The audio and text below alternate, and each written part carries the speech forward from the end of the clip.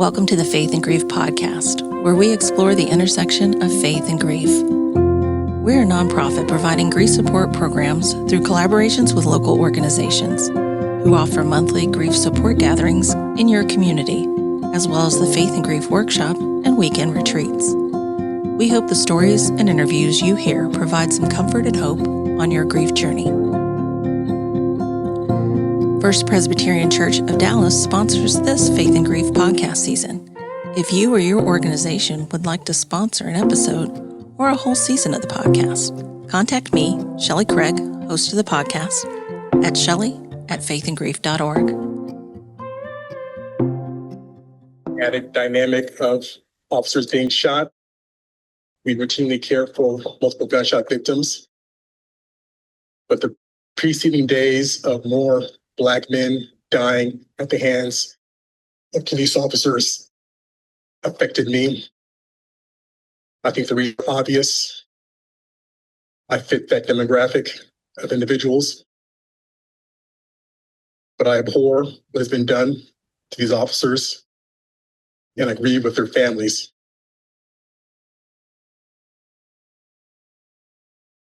I understand the anger and the frustration and distrust of law enforcement, but they are not the problem. The problem is the lack of open discussions about the impact of race relations in this country. And I think about it every day, that I was unable to save those cops when they came here that night. It weighs on my mind constantly. This killing, it has to stop. Black men dying and being forgotten, people retaliating against the people that are sworn to defend us. We have to come together and end all this. That was Dr. Brian H. Williams, our guest today on the Faith and Grief podcast. Dr. Williams was there the night of July 6th and 7th when a peaceful vigil and march in support of those who are grieving the deaths of multiple Black men shot and killed by police officers. As the crowd dispersed, a lone sniper, a gunman, opened fire on first responders. On today's podcast, Brian H. Williams will be joining us. It's a long time coming. We've been trying to schedule this for quite some time. Dr. Williams is an Air Force veteran, a trauma surgeon, former congressional health policy advisor, ran for Congress a couple of years ago, and as a frontline clinician, medical educator, he's a professor. He's also a best-selling author. His book, The Bodies Keep Coming, Dispatches from a Black Trauma Surgeon on Racism, Violence, and How We Heal, is an award-winning book, as well as a testimony to many of the problems that we have yet to face, honestly, here in the United States.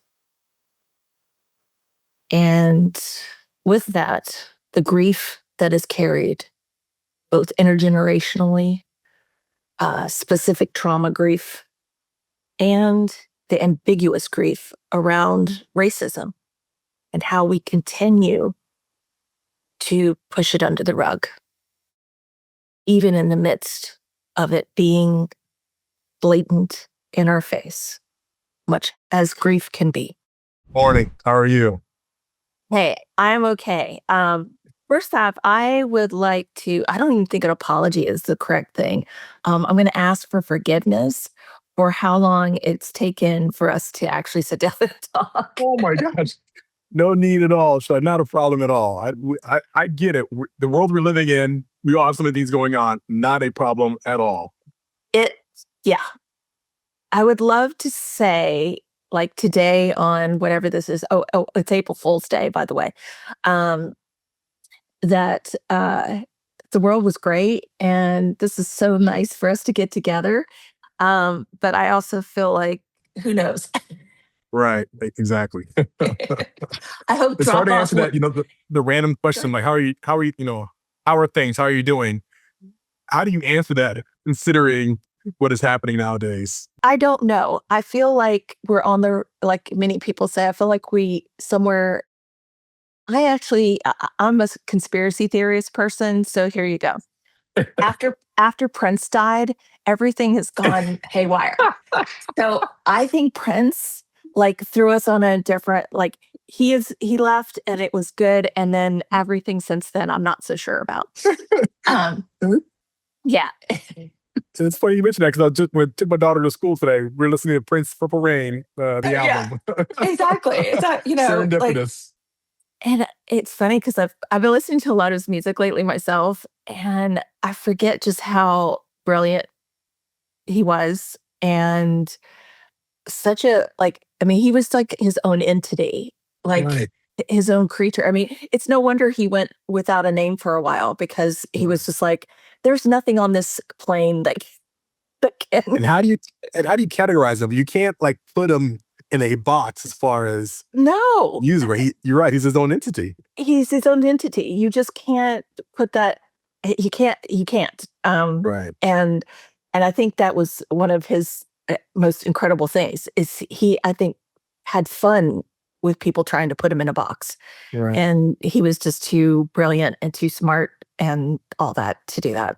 Well, I'm glad you're a Prince fan. That helps. I uh, I have to say that reading your book, I knew a lot about you before I read the book because of just being in Dallas and Right. uh, famously speaking what was the truth and people reacting to that. Mhm.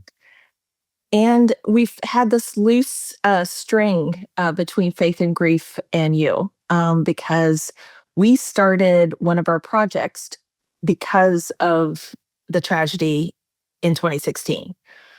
Um, we knew the families that were grieving both the first responders who died, but just the community in general was Right. grieving so many things, and not to mention the families affected by the young Black men who were murdered. And so we were trying to figure out how do we publicly give a place for people to grieve. And slowly that became the Faith and Grief Memorial Arch, which happens every year at Clyde Water Park. But it took us a long time to get there. Was that enough? Absolutely not. It was just one little thing. But in your ridiculously impressive career, and for anybody who goes and if you go to Wikipedia and look up Dr. Brian H. Williams, some people get like a paragraph. He's got way more than a paragraph, so it's legit, right? But did you think what you said after that incident would have the impact that it had? Well, just to be clear, I wasn't thinking when I said it, right? It was, it came out in the moment. It was an emotional, cathartic event. And I mean, we're talking about the press conference that happened shortly after the mass shooting of Dallas police officers. Initially, I was not going to go to the press conference. You probably in the book, I mentioned that. I told my wife about the press conference. It was just kind of, I was just informing her that, hey, I'm at work, going to work. If you're going to have a press conference, you may want to watch it. I'm not going to go. And immediately she got back to me and said, oh, you have to go. You have no option not to go to this press conference because of many things you mentioned about the intersection of racial justice and gun violence and all other things that are part of the national conversation at that time. And she said, people just need to see that there was a Black doctor there trying to save these police officers that night. So I went reluctantly, but just to sit there. I had no speaking part. I was just, there's 7 of us there, introduced us all, and all the other people would speak. But I had this moment where the mic, I can't remember how it happened. Did the mic get passed to me down the line, or was I asked a question? It's still very fuzzy to me. But before I spoke, I remember being in my own head thinking, listening to what was said about this event, and it just not sitting right with me because there was a lot that was unsaid. And I felt like if we don't talk about this, this is going to happen again and again and again. But I also made the calculations pretty quickly about if I do speak up, what sort of professional and personal repercussions that would come from that. So kind of a long answer to say, no, I did not think that this would have the impact that it did afterwards. And there were days where I thought to myself, Brian, you should have just kept your mouth shut. Because it really changed the trajectory of my personal and professional life after that. But now over time, I've come to recognize and accept that this is the path that's been laid before me. Brian, it's your choice what you want to do with it. So I'm just walking the path and trying to do the best I can to use this platform to leave the world in a better place. Well, yeah.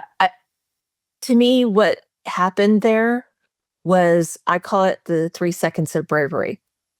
There is a moment that you can be courageous and brave, and you only need 3 seconds. Like you just have to do it. You don't, if you're thinking, if you're trying to plan it, it ain't gonna work. But with that, like you said, it changed your personal and professional direction. And I think it influenced so many other people.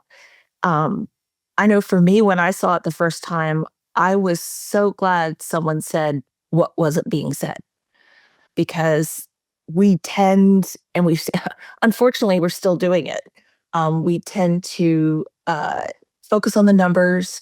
We tend to ignore the systemic problems that are around every gun violence incidents that just makes the news. And as a trauma surgeon, I would guess that this is the most infamous case you had to deal with, but there are so many more that never get the attention. We know this. I worked in healthcare years ago and worked in a county hospital ER for a couple of nights, just a couple nights now. Made a problem though. I made it on a Friday with a full moon. Not a good idea. Yeah. But to see the amount of carnage that came through in that brief time, I just always exponentially add that to every day, you know? Right. But one of the things we don't address well is the grief that not only happens in the incident, but the cumulative or compound grief that happens. And I know this is going to get personal, but how do you support yourself with that level of grief? I know for surgeons, y'all are really good about compartmentalizing. Yep. Put those things in a box because you have to, because there's no way to be a trauma surgeon and not do that.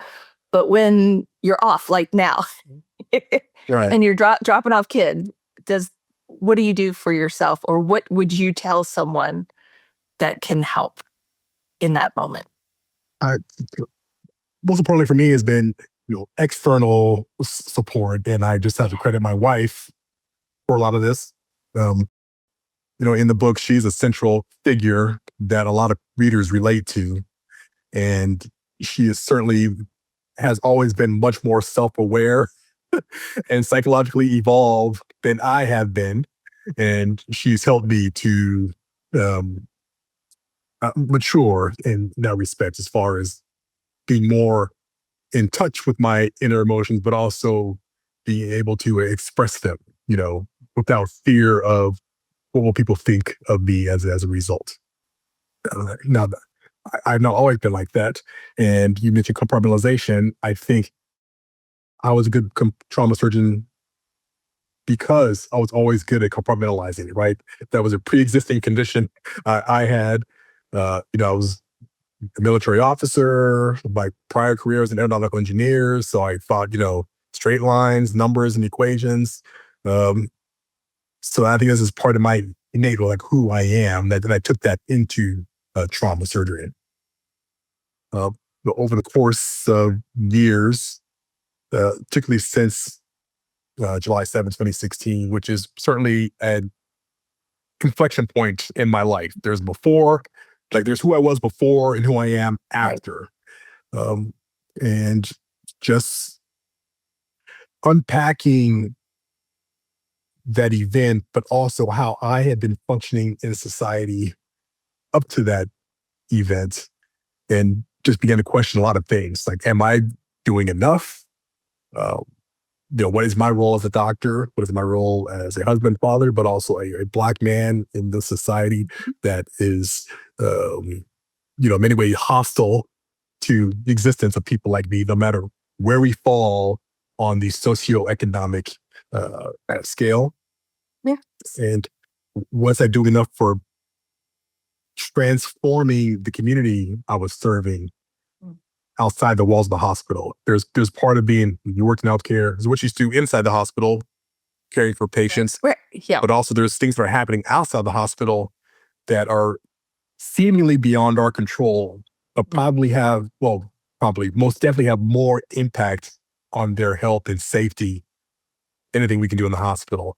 So how do I become a part of that solution beyond just my day-to-day as a surgeon? And part of that was, going through the grading process, unpacking my life, and deciding I want to do different things in addition to being a trauma surgeon. Right.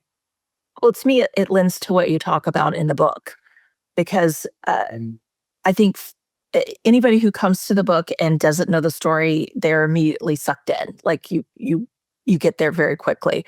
And yet, rather than just being a retelling of a really horrible incident, you go that extra step. And let's talk about sort of not necessarily all the whys, but the hows we got to where we were that night. And then how do we move forward? Like, what can we do? How can we impact things? And I commend you for, just sort of taking up the mantle and deciding I'm going to do this. Because just being a trauma surgeon is enough for most people. Like, that would be plenty of stress and plenty of compartmentalizing for one lifetime. But then to add on advocacy and really speaking up, running for Congress, for goodness sake, all those things. And so to me, you do need to read the whole book to kind of get a picture of what that, like you said, that inflection point did for your life. And I think many times, and, I'm always getting back to grief somehow, but I think for a lot of times when people have a traumatic loss, that is an inflection point for them. They are who they were before, and they are who they were after. And they will never be exactly the same. It's almost impossible to be the same person.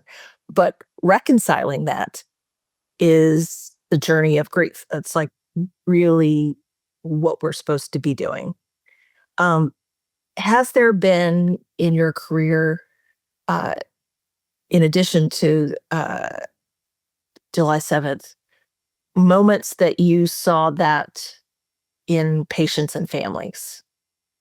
Sort of that before and after. I know as a surgeon, you don't always, you come in and say they made it or they didn't, you get to do that little brief moment and then someone else walks in and maybe holds their hand. But I'm sure there's plenty of times that you were able to do that for folks. Yeah. So after July 7th, like that was the most, I guess, dramatic and public event. I mean, clearly that affected the entire community of Dallas. Right. But when you have, back then President Obama coming to the city to be part of the memorial service afterwards, did you realize that this had national and, in some ways international implications? So Absolutely. So that was the biggest event. It was afterwards where I getting to really dig deep into what happened before leading up to that. Because when that happened, I was thinking about my past. I was thinking about, as a trauma surgeon, serving in county hospitals in Dallas and Atlanta, and since then Chicago, the number of young Black men I cared for that were injured and killed due to firearms. And what it meant for me talking to their families. Mm. Remind me of my family. I've also lost members of my family to gun violence. So putting all that together, like, okay, these disparities in race and gun violence, but also in healthcare, am I part of the solution or am I part of the problem as an individual? And I had no answers to that. These are just kind of like, you ruminate Sure. on these things over and over, like, what am I doing? Is this enough? And after the shooting and going through the grieving and, I would say more important, the recovery process, is when I began to really do some self-reflection, but also critique as well. And also to be intentional about how do I want to go forward?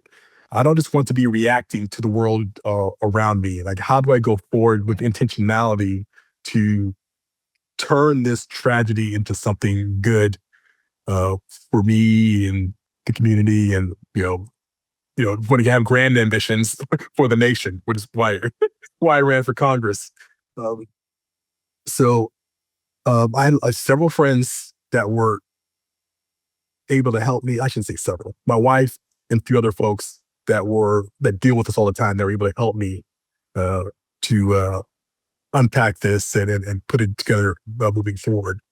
So from that, I've taken that experience when I'm dealing with the families of patients who are critically ill, who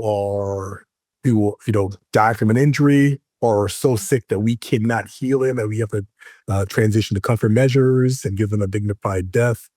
How do I communicate that to them and do what I can to minimize any trauma that it's possible the healthcare system can unload on them during these moments, right? Right. Particularly if you're a family member, they leave to go to work in the morning and they're in a car accident and end up in the hospital on the ventilator, on life support, and may not survive. That happens like that, right? That could change your life. They have a critical illness. So I incorporate my experience. I don't incorporate my experience to try to be a better communicator and empathetic to what it means to get this news, whether you're expecting it or not. And always focus on our shared humanity. Talk about their loved ones by their first name, telling them that the healthcare team is doing or has done all we can, acknowledging their grief, and trying to take as much time as possible to not intrude in their lives, but to give them the support that they want during these moments. Yeah, absolutely. For our listeners, just to know, you just heard what a really good clinician is supposed to do. What a really good helping professional is supposed to do is connect to the person. You take really good care of your patients. I can tell just by the way you talk about these situations. Um, yes, we do not have time to go through all the issues in healthcare today.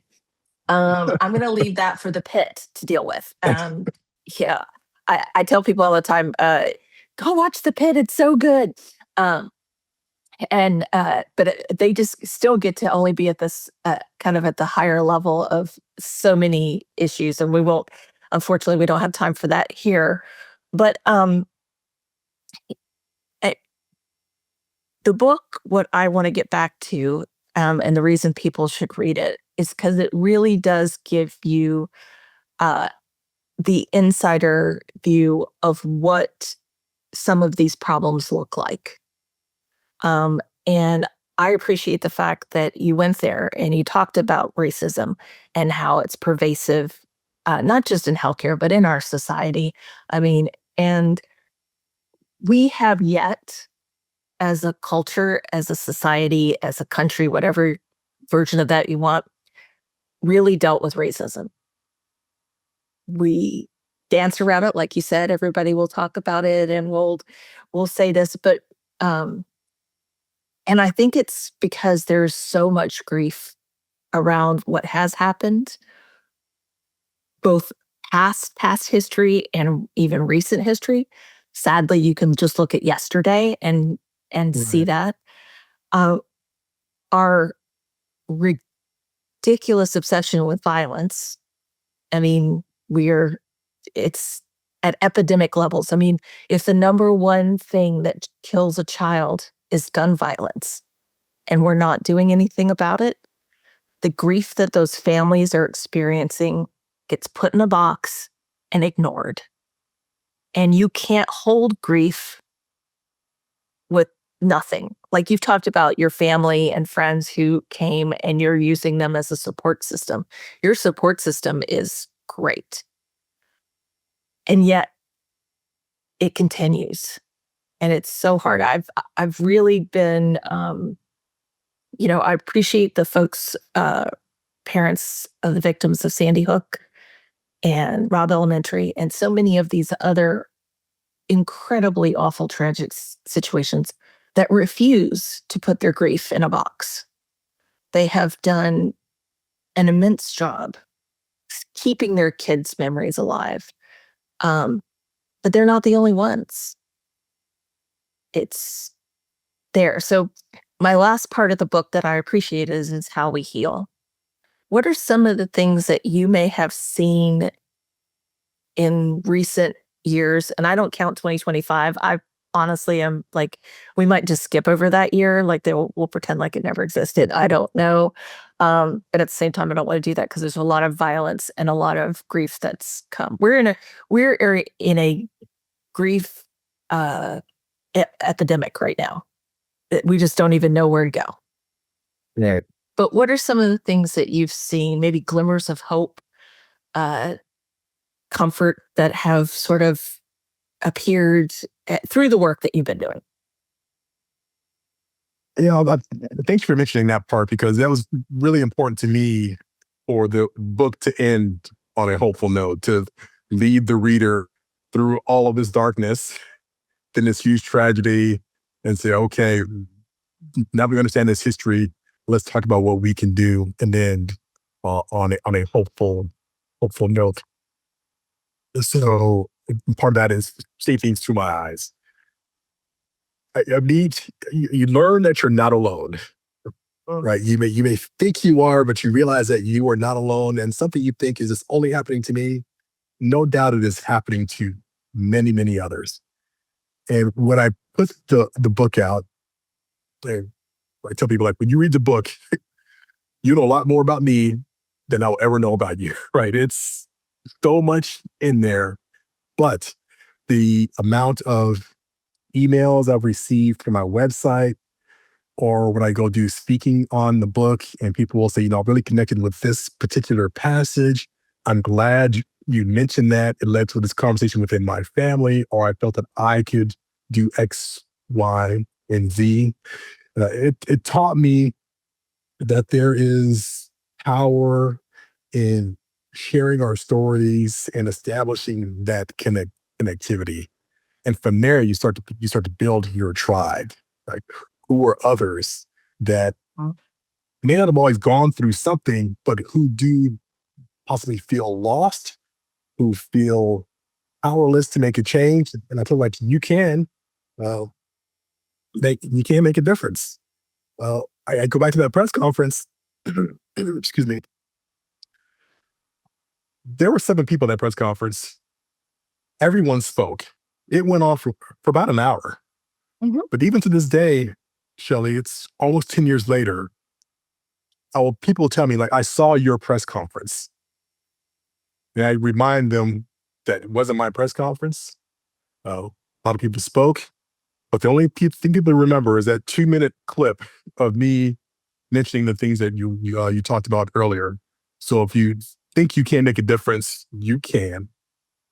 You just have to own who you are, be comfortable in your skin, but also if you have principles, stand on them and not be afraid to stand up when the time calls.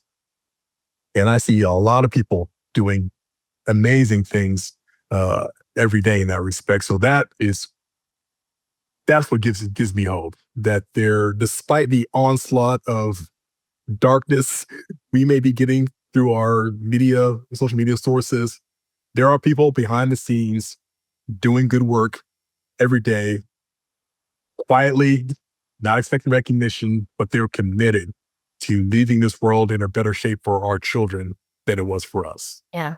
So speaking of children, since you flew in here for drop off, what do you talk to your kids about?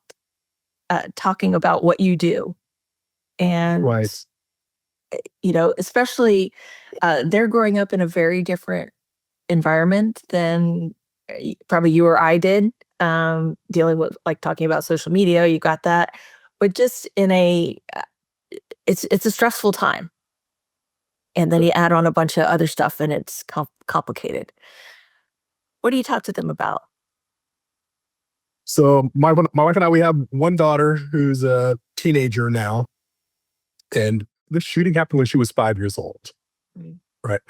And up until that time, she just assumed her father was Superman, right? He's a trauma surgeon. He goes to work and he saves lives. I mean, that was her perception of who I was.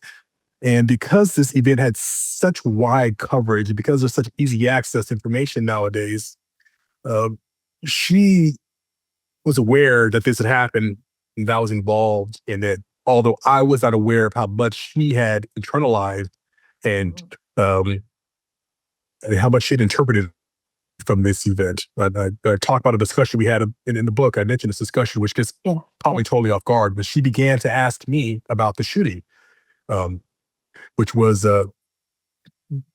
another pivotal moment as far in our relationship as a father and daughter. So we talked to her a lot about safety and gun violence, and you know, if you're at a friend's house and they pull out a firearm, things like that. But what's really impressive is her response to me, particularly over the years, is she's like, Dad, Dad, I know. We'll talk about this in school, et cetera, et cetera. But when I ran for office a couple years ago, she was 12, 13, and she asked me, Dad, do you like running for Congress? And I said, yes, I do. It's important, but a lot of my friends and colleagues are unhappy with me because of my stance on firearm safety or gun safety. And without even missing a beat, she just said, well, then they're not your friends. If they can't support you for this, then they are not your friends. And in that moment, I thought, well, she's a lot more evolved than I give her credit for. She's a lot more perceptive. She's thinking about things on a deeper level, and maybe proud as a parent because you wonder if you're raising your children right, but also led to more conversations since then. But not just that, but other things. That what do you think about that? Because they're getting exposed to there's a war in Iran, there are mass shootings. You mix in like, okay, what boys do you like at school?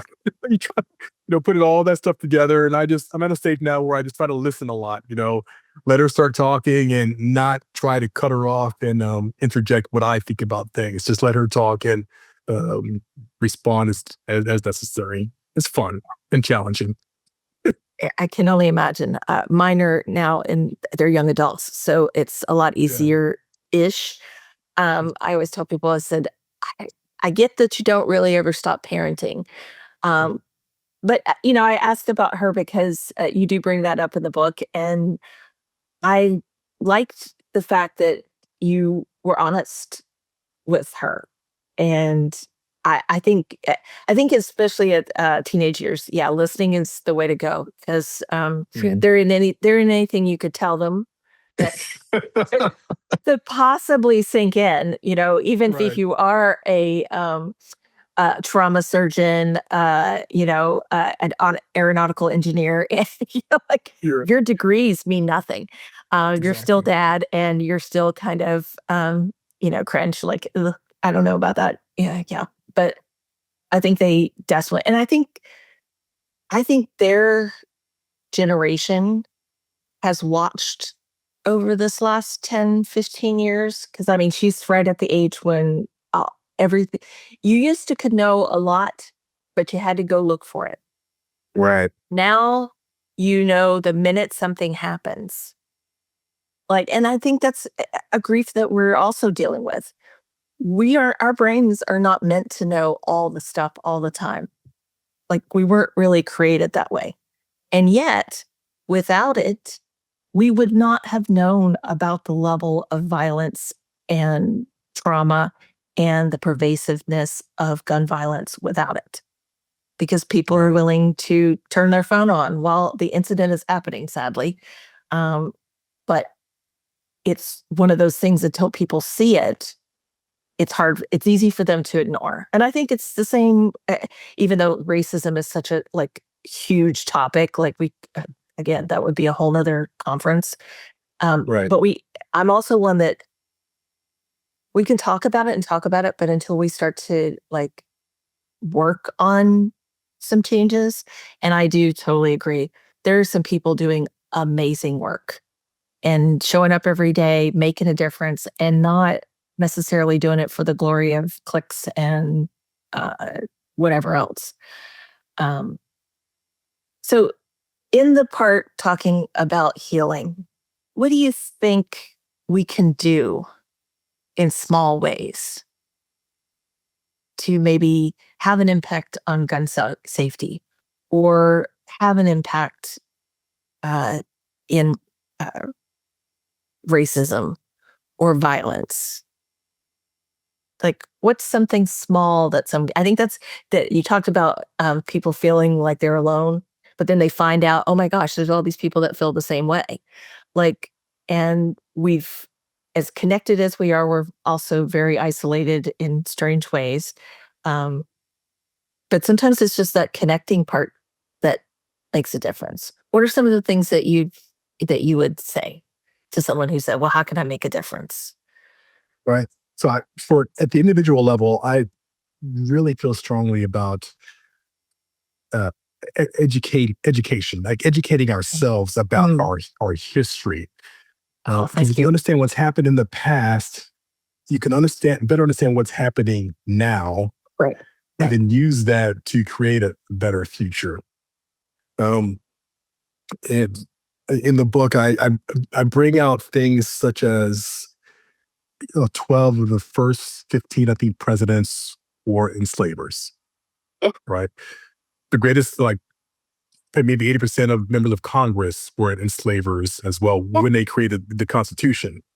Yeah. So if that was the body that created the Constitution, that is the foundation for our society, we can understand how there are policies and laws that were meant to disenfranchise Black people, and over the course of generations, others as well. And that makes some things that are happening now would probably make more sense. Now, you don't have to look back at that with shame. It's not about shaming. It's just, this where we were back then 400 years ago. Here's what happened. Well, let's talk about this now. It's the truth. It is history. And I know people were like, well, that was a long time ago. That was, no. I always say that one of the reasons we are where we are is because people didn't go to history class. They were out back smoking. And, granted, public school history class probably didn't teach you everything either. But we're at a point in the world where you can find out anything. So you can do you literally can take 2 seconds and find out about the massacre in Tulsa. It's not, there's documentation. It's not like it's just someone's, spoken word, I always tell people, if you want to listen to something, listen to the recordings from the WPA project, where they recorded enslaved persons' stories. And they did that because they wanted the documentation of what had happened. And you can do that. It's not that difficult. It's great to know history, but what are we going to do today? And so people want to focus on today all the time. And I'm like, you can't really do it well without looking at the past. This doesn't exist in a bubble. It's not disconnected from our past. No. Also, I want to write the book in a way that invited you in as a reader into the story, as opposed to calling you out and saying, look, here's all the bad things. Just call you in and pull you in, right, and take you on this journey to talk about these bigger issues. And it's interesting. Even today, we're talking the July 7th shooting.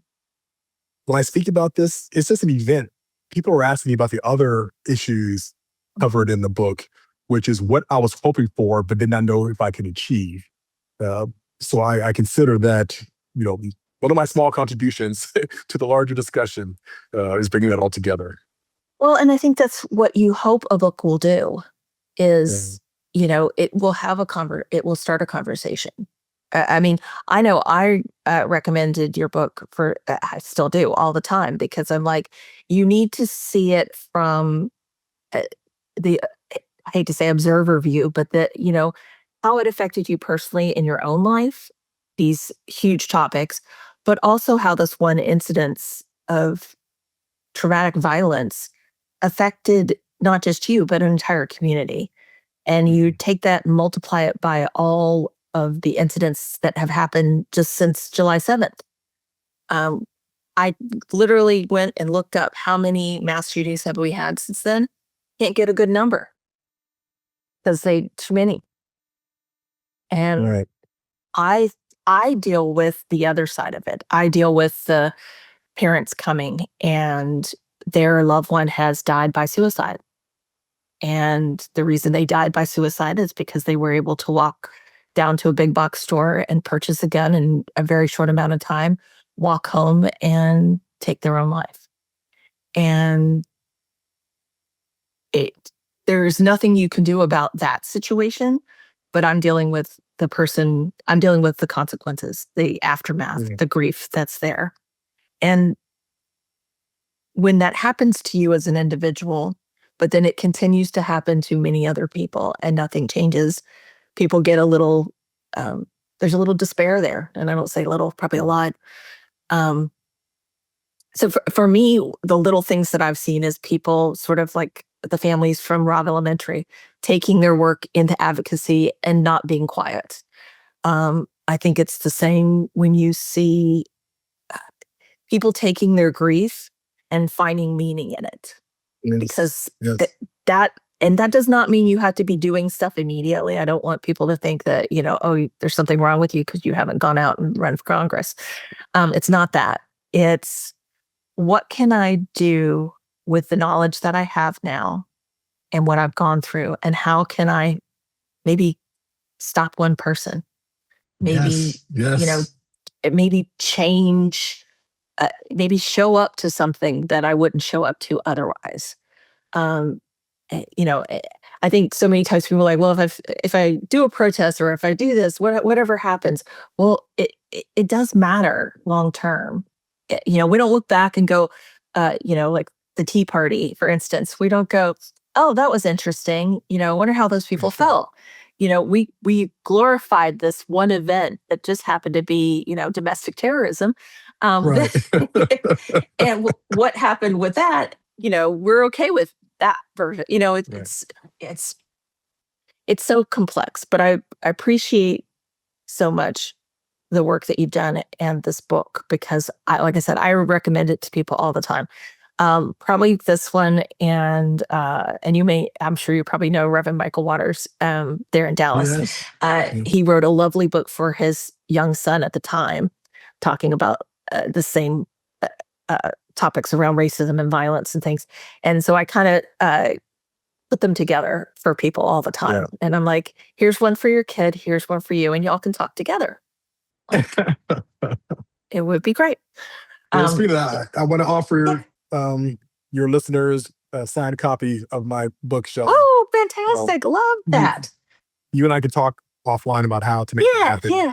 But yeah, we'll send out one signed copy. We'd love that. I don't know how much you know about Faith and Grief, but we partner with nonprofits, churches, healthcare systems, whatever, to host grief support locally. And we train either staff or volunteers to run our programs. And one of the things that we always have is a resource table full of books and other resources for people, because we started the podcast during the pandemic because we couldn't meet in person. And so it was just one way for us to reach out. But on that table, your book is almost always on that table. And I say almost always because we have a rule that if it's something you want to take and read and bring back, you can. But what we have found is people take it and then they don't bring it back. But my whole thing is, I don't care if you take the book, but read it, and then if it speaks to you, keep it. But if not, give it to someone else and let them read it. Right. And that's what I think is important. We have to tell our stories, and we have to be willing to share them with each other. Um, it- we tend to be less, I'm going to say this and it's going to sound very similar. Racism can't sustain if we talk to one another, Right. if we befriend one another, if we see each other for the humans that we are. And we do a really good job of telling folks that that's not possible, but it is. And I think your book is just a wonderful way to start that conversation. So thank you for Appreciate it. offering a signed book. We'll take you up on it. We'd also take you up on any other things. The cool thing of it is, okay, so one of our co-founders, Dr. Fran Shelton, she is also a broadleaf author. Her book, The Spirit of Grief, yes, it come out at the same time. And it's so funny because she's like, you got to get Brian Williams on the podcast. And I was like, I've been trying because I'm just that lame. Anyway, okay, so we'll say that the podcast, thank you so much for coming and all that stuff, and then we're done. I'm really, like, as you can see, super professional here. But I do have to apologize. I'm actually, I would love to say I'm just this lame, and I am. And yeah, I lean into it. There is, it's just, it's interesting. We're in just such a bizarre, interesting time right now. And I would love to say, like, during the pandemic, when we first started the podcast, I would ask people all the time, so how you doing really? Because, like, how you doing? Like, who knew? Like, we're all going, are we going to be here tomorrow? I don't know. Yeah. When I said, when the NBA stopped having games, I knew it was serious. And I tell people, I said, if the NBA says we're not playing tonight because of COVID, you should pay attention and get your mask on. Like, because there are very few things that would stop that large of a commercial endeavor to stop and not do something. It took a long time for them to figure out how to do that. I literally can't say thank you enough for the work that you do. I've seen it on the health education side. Years ago, I worked at Texas Children's here in Houston, and I used to record procedures. And then the health educators would write materials for parents, like what the procedure is, what the medication would do, whatever those things would do. And so, unfortunately, I had to be in theater a few times where I would have to videotape. This is back in the olden times when we actually videotaped things. Now, now we just click into the computer and, like, everything's live, and it's crazy. But I just had such respect for the work that they did, and trauma is a whole nother level. Like, I just thank you for being willing to do all that schooling and go through it all. And bigger thanks to your wife for being the receiving end of it all. And I'm glad you married up. That's all I'm going to say. So that's for sure. No doubt. Yeah. I don't think it impresses. And I know other people don't find this impressive, but the fact that you were a Robert Wood Johnson Foundation fellow, like Health Policy person, that's really cool. Years ago, I worked on a Robert Wood Johnson grant, and they paid for half of me. And so I'm always thankful, but that's a geeky healthcare thing. I always go, Robert Wood Johnson. I'm like, oh, they're doing something. I had to hear those 3 words, and I go, oh, what is it? What are they doing now? It's so cool. But anyway, well, I'm so glad we finally got to talk. I'm so glad that you wrote this book, and thanks for stepping up and speaking. Thanks. Yeah. Thank you for inviting me on your podcast. It's been a pleasure. This was fun. It was a fun interview. Yeah. Fun interview. Great. Grief, trauma, racism. Let's go. Yeah. Woo. Thanks for listening to today's episode. We hope it was supportive for you. You can find all our episodes at faithandgrief.org/podcast or anywhere you listen to your favorite podcast episodes. The Faith and Grief podcast is listener supported. Give today at faithandgrief.org/the podcast.